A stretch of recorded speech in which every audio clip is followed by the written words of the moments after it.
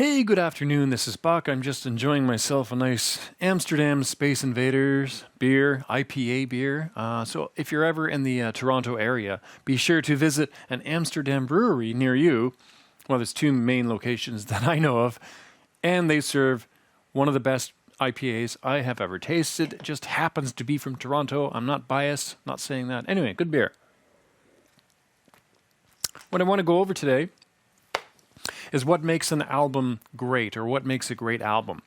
So a record album, even in compact disc format, it doesn't matter. What makes a great album? So I come up with some criteria for what I believe makes a great album. This is what I believe. Okay, number one, instant appeal of the gateway song. And by gateway song, well, what is the song that got you to buy the record or buy the collection of music, right? I know lots of people now are dropping tunes or dropping tracks one at a time. But at one time, and for a lot of people still, an album is a work of art. Okay, so an album is going to be like 22 minutes per side approximately. So anywhere from 35 to 40 something minutes. Okay, number one is the instant appeal of the gateway song, the song that got you into listening or buying the whole collection. And then the instant appeal of all the rest of the songs on the album. Okay. Number two, at least 75% of the songs should be great songs, or at least very good songs, okay? And no filler, which is like an absolute no filler. Filler means a song that, well, you have to fill space on a record, so you have to quickly write a song, and it's not really from the heart.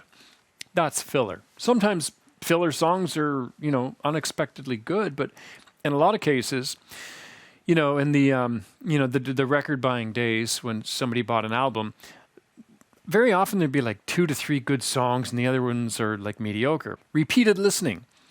Can you put the album on again and still enjoy it, even if it's new to you? Like, does it have that instant appeal? Does it have that catchiness? Does it have that repeated listening factor? So repeated listening, if you're willing to turn over side 2 back to side 1 and start all over again, that's a really good sign for a great album. Sing-along songs. Are there any songs on there? Hopefully the majority of the songs are sing-along songs, with the exception of, an instrumental, obviously, or an instrumental album. Can you sing along with them? Is it fun to sing along? Do the lyrics mean anything? All right, next point. Lyrical content. How is the lyrical content? Based on the genre, based on the feel of the album. So it could be really, really fun stuff like the Go-Go's. It could be really serious stuff like Pink Floyd. How does the lyrical content fit with the overall feel of the album? Is it for you? What kind of mood does it put you in, etc.? Any Goosebump songs on there? I mean, if there's at least one Goosebump song, which is a great song, like Alanis Morissette with Jagged Little Pill and You Ought to Know, that to me is a Goosebump song. It's a great song. Actually, that's a really good album too. There doesn't appear to be any filler that I can tell on there. And I'm not even a fan of Alanis Morissette. When she was on the radio, that song made me go, holy crap, this is a really good song. I never bought the record. My wife recently bought the record. We listened to it. I'm like, this is a really good album.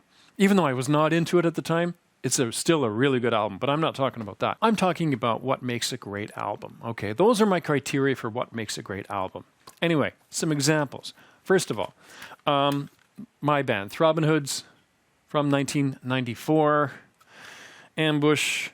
There were 12 songs on the album, and was there any filler on here? Yeah, there's a couple of songs that we just put on because we played them and we recorded them and we felt we should put them on there. That's kind of a mistake. The album is too long. There's some good songs on here, and the remixes are even better, which I'm going to have available soon so people could hear the best of the Throbbing Hoods. But when I reflect on that first record we did in 1994, I wrote a lot of the content on here, along with Mark Richards and Martin Dulac on drums. We all wrote these songs, put them together. It was a big thing for us because it was our first record, and we were 3 oddballs coming from 3 different backgrounds of music, and we put this thing together. I'm very proud of actually doing it, engineering it. So the band produced it, I engineered it, mixed it. Could I have done better? Of course. It was 1994. I didn't know a whole lot back then. I knew stuff, but not as much as I do now. So if I were to go back in time, I would take certain songs off here and make it a shorter record to make it better, and do remixes, of course. Otherwise, I'm very proud of this accomplishment that we had at the time. Our next record, Throbbing Hoods, Hot Live Action, 1995, 1996. produced by Cecil English out west in Vancouver. Were there any filler songs? Yes, unfortunately there were. It's not the producer's fault. It's the band's fault.